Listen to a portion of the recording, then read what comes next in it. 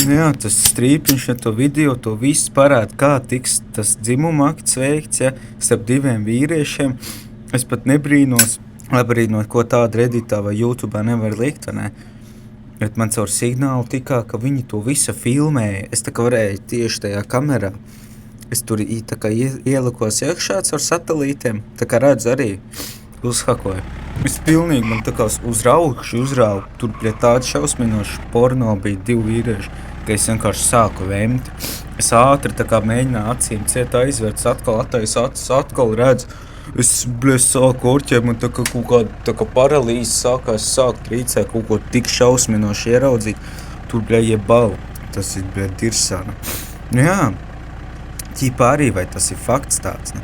Vai jau viņi arī tur nemazgājušies varbūt drāžās.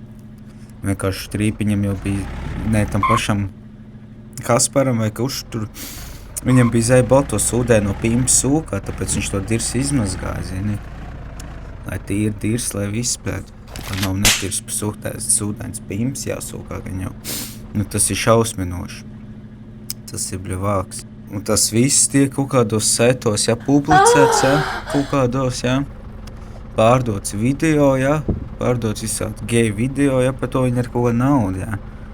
Ja, to vajag visu, bļēt, ar likumu, ja, likvidēt.